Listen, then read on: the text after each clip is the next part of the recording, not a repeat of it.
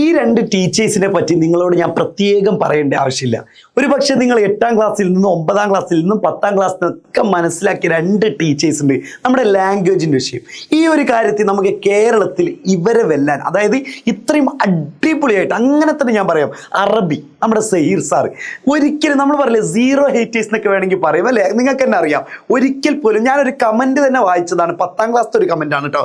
അതായത് ഒരു കുട്ടിയെ അമ്മ എങ്ങനെയാണോ നോക്കുന്നത് അതുപോലെയാണ് ഞങ്ങളെ സഹീർ സാർ, അല്ലെങ്കിൽ അതുപോലെയാണ് അറബി പഠിപ്പിക്കുന്നതെന്ന് പറയുന്നുണ്ട്. അതായത് ഒരു കുട്ടിയെ എങ്ങനെയാണോ താലോലിച്ച് പഠിപ്പിക്കുന്നത്. നമുക്കൊരു പ്രത്യേകത നമുക്കറിയാം, അറബിൻ്റെ സഹീർ സാറ് ഇപ്പം നമ്മളെപ്പോലെ ഇങ്ങനെ ഒച്ചപ്പാടുണ്ടാക്കിയിട്ട് ഒന്നുമല്ല, ഒരു ലാളിത്യത്തോടു കൂടി ഒരു മിതത്തോടു കൂടി ഇങ്ങനെ നിങ്ങൾക്ക് ക്ലാസ് എടുത്തിട്ടില്ലേ മക്കളെ. നമ്മൾ ഇന്ന് കൃത്യം 7:00 നമ്മുടെ അറബിൻ്റെ കാര്യത്തിൽ യാതൊരുവിധ കോംപ്രമൈസ് ഇല്ല. അതേപോലെ തന്നെയാണ് നമ്മുടെ എജുപോർട്ടിൻ്റെ സ്റ്റാർട്ടിങ് മുതൽ മറ്റുള്ള ടീച്ചേഴ്സൊക്കെ മാറി മറിഞ്ഞു. ഓൾറെഡി സത്യം റിയാലിറ്റി നമ്മൾ പറയാമല്ലോ, മാറി പറഞ്ഞു. പുതിയ ആളുകൾ വന്നു, പഴയ ആളുകൾ പോയി, അങ്ങനെ ഒരുപാട് മാറ്റങ്ങൾ സംഭവിച്ചിട്ടുണ്ട്. പക്ഷെ എന്നാൽ പോലും നമ്മുടെ എജുപോർട്ടിൻ്റെ സ്റ്റാർട്ടിങ്ങിലുണ്ടായ രണ്ട് ആൾക്കാർ, ഇതിൽ ഒരാളാണ് നമ്മുടെ ജയ്സൽ സാർ, മലയാളത്തിൻ്റെ സാർ.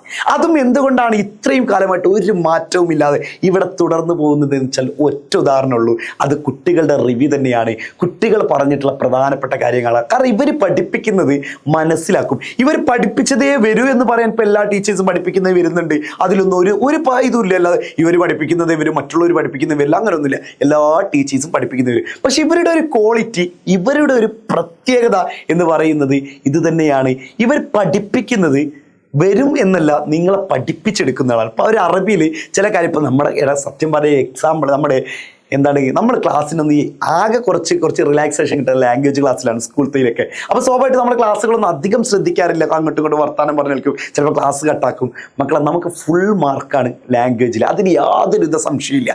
ഫുൾ മാർക്കാണ്. 1-2 മാർക്ക് പോകുന്നത് നമ്മൾ നോക്കാതെ നമുക്ക് ഫുൾ മാർക്കിലേക്ക് എത്തണം. ഇന്ന് കൃത്യം 7:00 നിങ്ങൾ ലൈവിൽ വരാം, നിങ്ങളും നിങ്ങളുടെ ഫ്രണ്ട്സിലും വരാം. ഒന്നും പഠിക്കാത്തവരാവട്ടെ, ഒന്നും അറിയാത്തവരാവട്ടെ, ഏതൊക്കെ ചാപ്റ്റർ ഉണ്ടെന്നും എന്തൊക്കെയാണ് ഇതിൽ നിന്ന് വരാമെന്നും അറിയാത്തവരാവട്ടെ, മലയാളം അറബി നമ്മൾ നിങ്ങളെ സെറ്റാക്കി തരും. അപ്പോൾ ഇവരുടെ ലൈവ് ഉണ്ടായിരിക്കുന്നത് നമ്മുടെ കൊമേഴ്സ് ആൻഡ് ഹ്യൂമാനിറ്റീസ് ചാനലിലല്ല, സയൻസ് ചാനലിലാണ് ഉണ്ടായിരിക്കുക. അപ്പോൾ അത് കൃത്യമായിട്ട് തന്നെ മനസ്സിലാക്കണം. ആ ചാനലിൽ തന്നെ നിങ്ങൾ എന്ത് ചെയ്യണം, പോയി കാണണം. അപ്പോൾ മനസ്സിലാക്കാൻ മക്കളെ നിങ്ങളെ മുഴുവനായിട്ട് വൃത്തിയായിട്ട് പഠിപ്പിച്ചെടുത്തന്നിട്ട് നിങ്ങൾക്ക് എക്സാം ആണെന്ന് ഓരോന്നും നല്ല ലൈൻ ബൈ ലൈൻ എഴുതാൻ വേണ്ടിയിട്ട് നമ്മുടെ സഹീർ സാറും നമ്മുടെ ജയ്സൽ സാറും നിങ്ങളെ സെറ്റാക്കി തരും. നിങ്ങൾ കൂടെ ഉണ്ടായാൽ മതി.